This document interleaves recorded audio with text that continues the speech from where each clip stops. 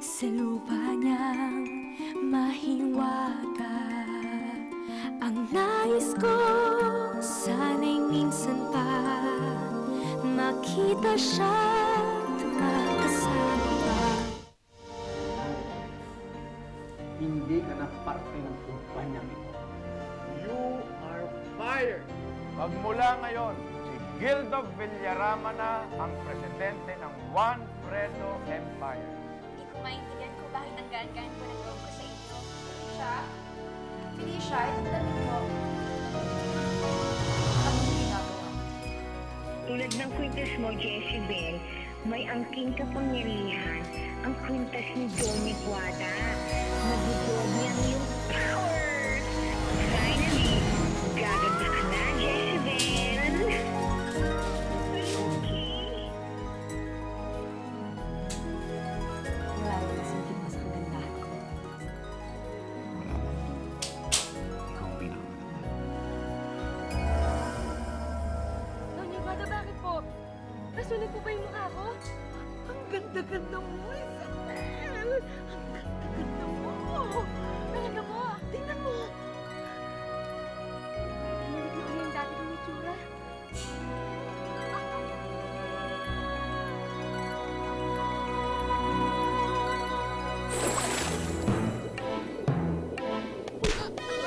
Sir!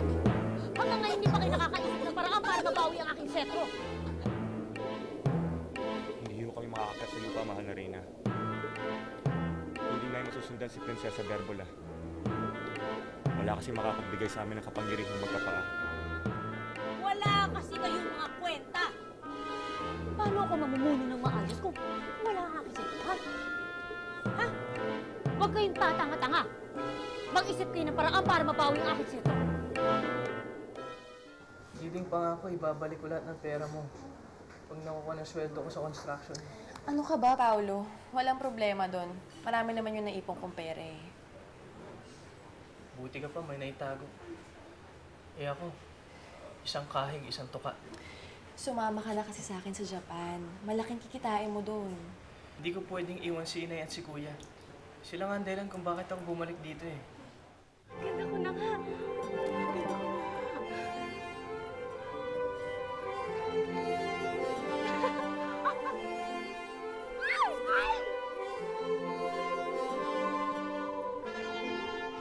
Doña Guada, Amapura, salamat talaga. So happy for you! Doña Guada, salamat po sa tulong niyo. Kahit na anong oras, ibibigay ko yun sa'yo.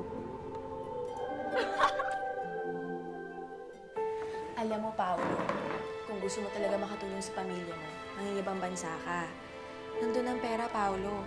Kahit mag-waiter ka lang dun sa bar na pinagkatrabahuhan ko, okay na yung bayad dun. Kailangan ko. Ito ang kailangan mo para makalimutan mo si Sheila May. Ayusin mo buhay mo, Paolo. Wala kayong obligasyon ko kay Inay. Alam ko na. Malaki naman yung perang naipon ko sa bangko. Ibibigay ko yun sa'yo. Di ba? Para mabayarin mo na lahat ng utang mo sa ospital. Sabat ko isang kondisyon. Kasama ka sa akin sa Japan. Sandal! Buboy, gumana na uli ako. Teka, baka ikaw si Cassandra! Buboy. Ang ganda-ganda mo, Jezebel.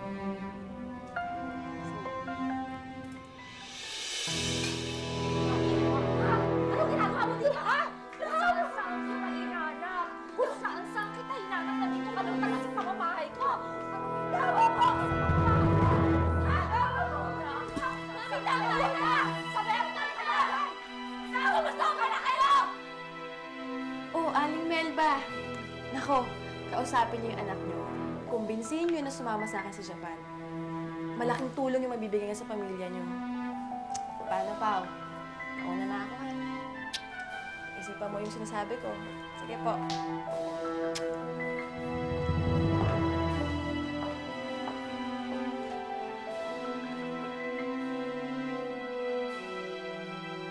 Gusto mo bang pumunta ng Japan, anak? Wala namang kasalanan kayo si Aling Vivian! Yun ang alam mo! Dahil wala kang alam tungkol sa akin, hindi mo alam kung ano yung nais pa sa kamay ng bruwang iyan! Ano? Ha? Walang tama na! Sumamat na!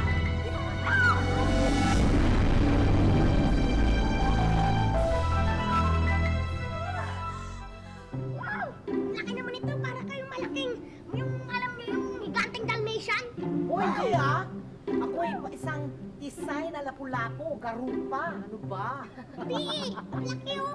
Naku ha, Irebus ha. Suwag ko ng silip kay Jezebel. Hindi kasi nasanay lang kasi ako sa Martin na sumunod. Ganon? Ibig sabihin gusto mo na pangit ako? Alam mo, Jezebel, kahit kailan hindi ka naging pangit sa akin. Hindi lang naman kasi yung itsura mo yung tinitingnan ko kundi yung kabaitan mo, tsaka yung kagandahan ng loob. Gracious! Ang bola pa. Hindi, totoo yun, ang mafura. Alam mo yun, tuwang-tuwa nga ako dahil ginusto ni Jezebel na manumbalik ang dati niya ngayon. Pero Jezebel, kahit sumobrang pumangit ka pa, hindi magbabago yung pag-ibig ko sa'yo. Alam mo, ikaw, pambobola na yung ginagawa mo, Amay. Totoo, ganun kalalim. Tama ka, Mafura. Bolero talaga yan. Tama ba, Kali? May ikawan ang lahat ko! Pinoprotektan ko lang si Aling Vivian! Tama! Mas pinagtatanggol mo pa ang babaeng yan, ha? Kesa sa akin! Ano, magkakampi kayo? Pinagtutulungan niyo ako? Huwag ka dito! Ha? Wala kang utang na loob! Sige! Magsama kayong dalawa! Ayan! Magsama kayong mag-ina!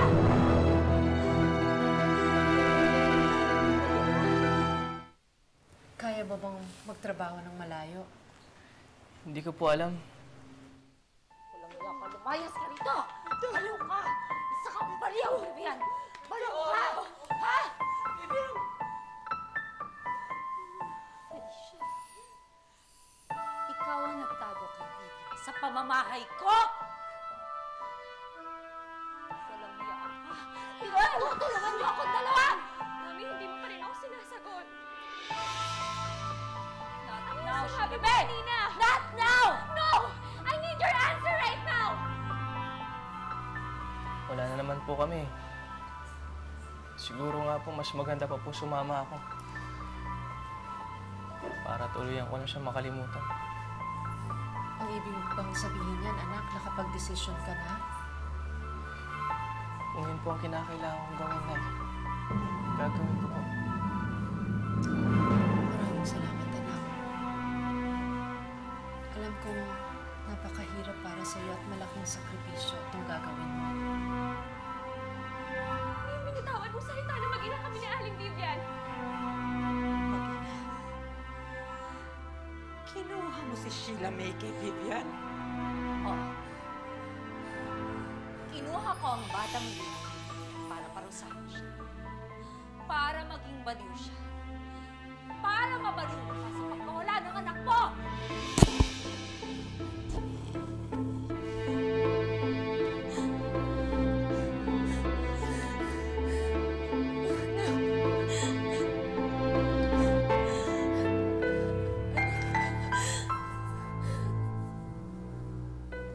Doña Guada, marami pong salamat sa sakripisyo mong ginawa niyo sa akin, ha?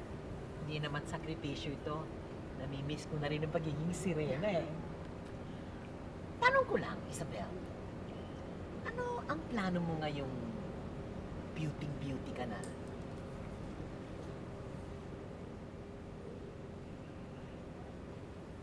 Maghihiganti po ako. Kanino naman? Kay Fredo. Hindi ko makakalimutan lahat ng ginawa niya sa akin. Pagbabayaran niya. Pagbabayaran niya lahat.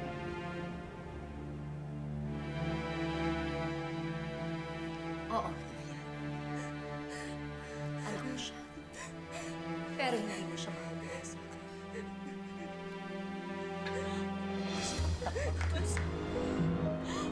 Gusto ko kayong parusahan, dalawa! Gusto kong ibalik sa inyo ang lahat ng kayupang pinaranas niyo sa akin. Nang dahil sa inyo, nagkahiwalay kami ng anak ko nang dahil sa inyong dalawa. Kasalanan niyo lahat ito! Oo! Oo, totoo. Pero ginawa ko lang para protektahan ang anak ko. Hindi mo naintindihan yun. Ang alam mo lang, inapi kita dahil masama akong tao, malupit akong tao, kaya ka naghihiganti ngayon. Kaya pala kayo pilit na nagtatrabaho para sa kanya. Kaya niya ako kinuha. Ilang higante. Oo, Sheila May. Dahil gusto ko iparaan sa kanila ang pangaping ginawa nila sa akin. Ang panlalait na ginawa nila sa akin. Pero walang-wala ito. Kulang ito. Felicia, Vivian, kulang na kulang pa ito.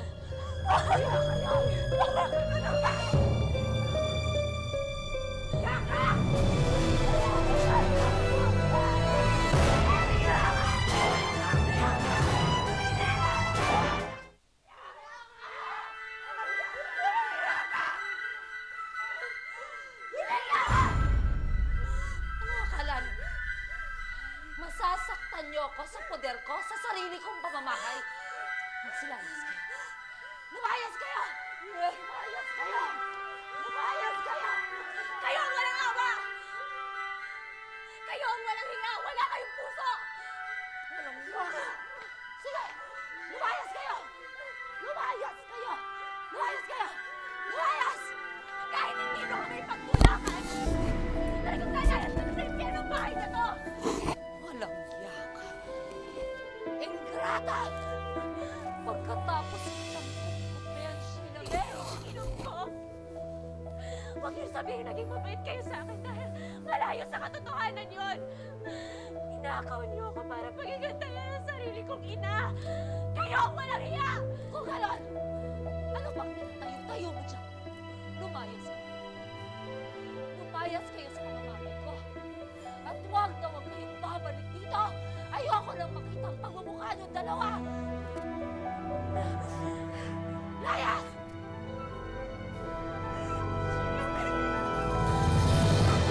Bakit sa inyo? Ayoko magpaiwan dito! Felicia! Saan ka pupunta? Ayoko magpaiwan dito. Pinayagan na ba kitang umalis, ha? Parang awa mo na, Lucia. Pagkawalan mo na ako. Ano pa bang gusto mo sa akin? Pinagsilbihan na kita. Hindi, Felicia. Dito ka na. Hanggat hindi mo nababagahan ang mga utang mo sa akin. Pag-aaral kita. Hawak kita. Maninilbihan ka sa akin habang buhay. Masama talaga ng ugali niyo. Oh. Oo, Sheila May. Ako na ang pinakahayop. Ako na ang pinakamasamang tao. At alam mo ba kung bakit? Dahil sa kanilang dalawa. Kagagawa ng panila ni Felicia kung bakit ako ganito ngayon.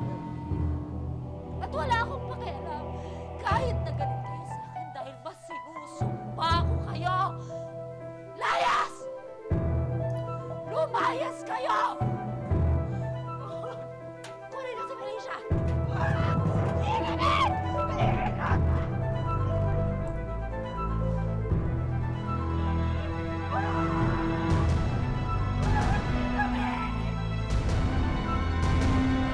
Pakawalan mo na ako!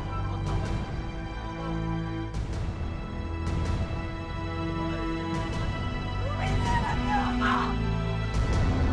Umilaran niyo ako!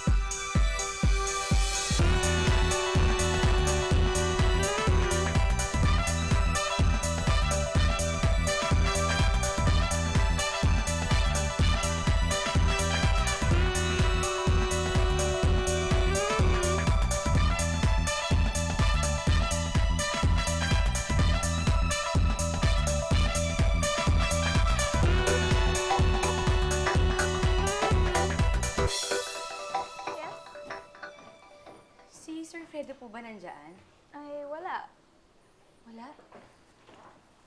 Sir Fredo?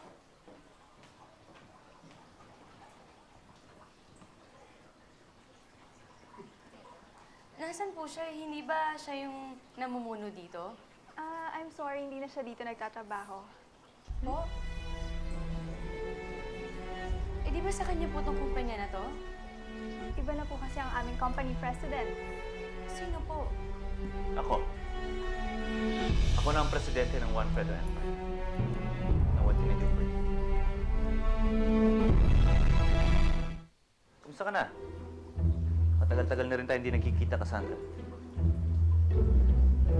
Hindi po ako si Cassandra. Ako po si Jezebel. Jezebel? Niloloko mo ba ako? Hindi po kita niloloko. Ako po talaga si Jezebel at magkaiba po kaming dalawa. Totoo po yun. Promise. Hope to die. Italy, I trust and love you.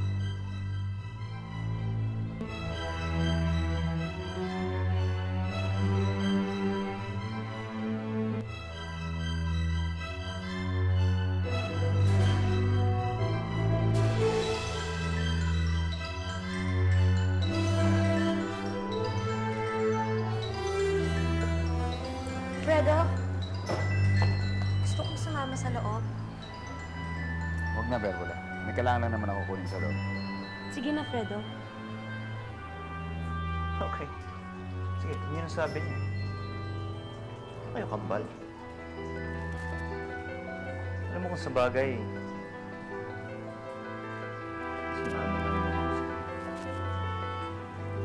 sorry.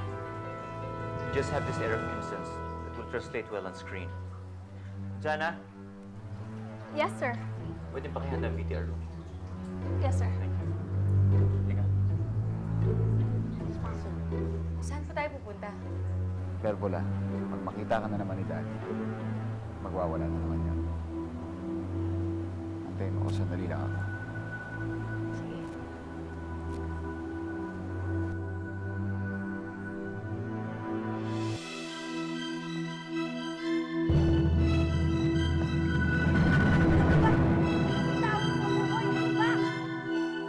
Berbola! Magandang alam sa'yo, Erebus. Nagkita rin tayo. Aba, anong ginagawa mo dito? Lahat ba ng sirena ngayon nagkakaroon na ng paa? Bakit mo kasama si Fredo? At bakit hindi? Nagmamahalan kami. Papakunan kita ng video. Baka pwede ka magmodelo sa Sunsilk. Kung si Cassandra ayaw, baka ikaw gusto mo. Modelo po ako? Papayag ka. Sunod na lang kayo sa akin. Hindi kaya sumama, no? Ano ko ba sayang?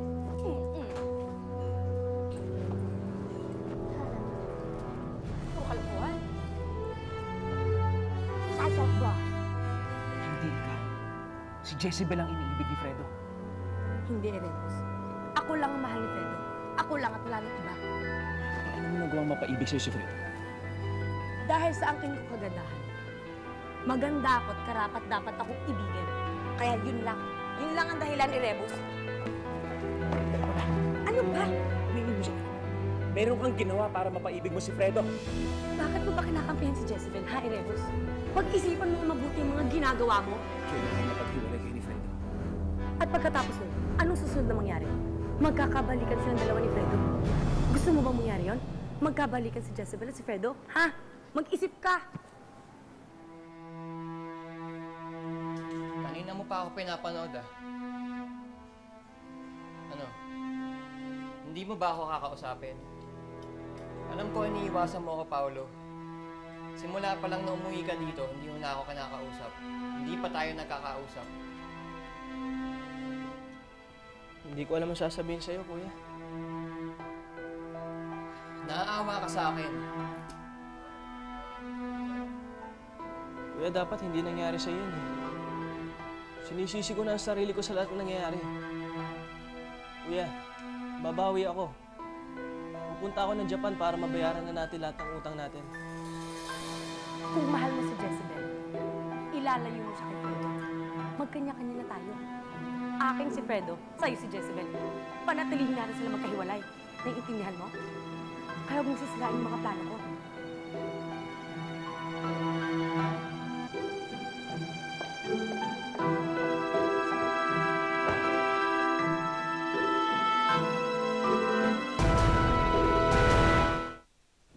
Ma'am Cassandra?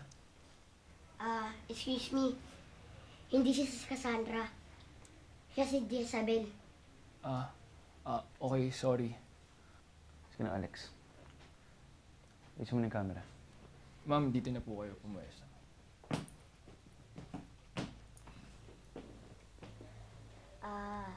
Sir Gildo, excuse me lang Isabel, sigurado ka ba dito sa gagawin mo? Bakit naman hindi? Hindi mo naman masama yung pagmumodelo ha. Tsaka, kahit naman pa paano may tsura naman ako, hindi ba? Para mapatunayan ko kay Fredo na malaking isda yung pinakawalan niya. Kasalanan to ni Sheila May eh. Sinira niya tayo. Nasaan siya ngayon? Nagsawa na sa'yo. Iniwan ka na niya. Bumalik na siya sa kanila. Tignan mo yan. Tignan mo yung Sheila May na yan. Matapos baliktarin ang buhay mo, ang buhay natin aalis siya. Eh, ganyan naman talaga yung mayaman na yun eh. Magaling magpaikot ng buhay.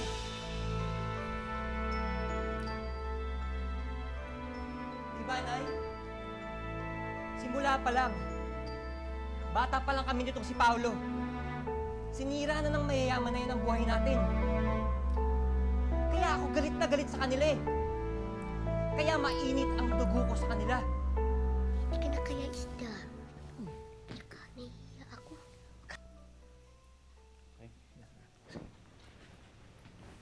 Ano, handa ka na? Handa na. Alam mo, sigurado akong magiging masaya sa Sunsil. Dahil sa wakas, nakuha na nilang model ang gusto nila. Ito lang naman talaga nararapat na kumatawan para sa Sunsil. Napakaganda mo. Napakaamo na itsura mo.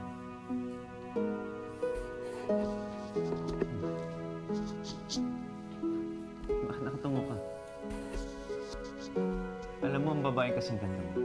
Dapat parating napataas mo.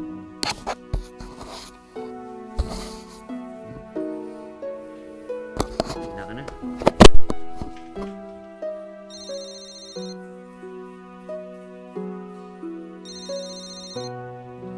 Hindi lang, Jezebel. I need to answer this call. Alex, kunin mo na lang ng profile. Just be outside, okay? Hello? Okay. Just tell me your name, age. Tell me about yourself.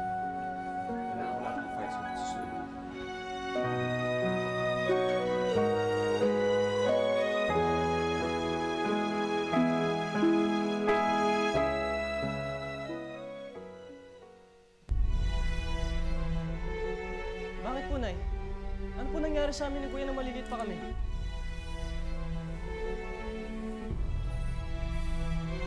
ba yung mga pinag-uusapan ninyo? Tigilan nyo na nga yan. Wala na yon. Matagal na yon. Kalimutan na natin. Sandra? Hindi ako si Cassandra. Ako si Jezebel. Ako ang totoong si Jezebel. Bakit puso ko'y biglang kumaba? Noong una pang nakita siya. Hindi mapakali. Oo. Hindi Ako si Jezebel. siya. Ako si Isabel. Siya. Hindi mo ba nakikita sa aking mga mata? Kaya Si Jezebel at si Isabel ay isa lang. At ako. Maniwala po kayo, Sir Fredo. Siya nga po si Jezebel. malayo man siya sa akin ngayon, darating din ang tamang panahon.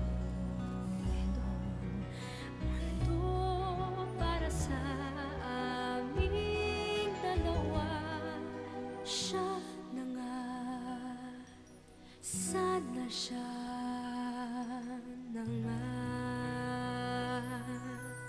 Bakit ba ganito ang lukso ng puso? Ano na nga kaya ito? Kabang nakakalito, puso ay pakinggan, siya ang nilalaman. Siya na nga kaya, sana siya na nga. Saan dagat man ako mapunta, kung bakit ikaw ang nakikita. Jezebel? Kapik sa damdamin, gustong isigaw.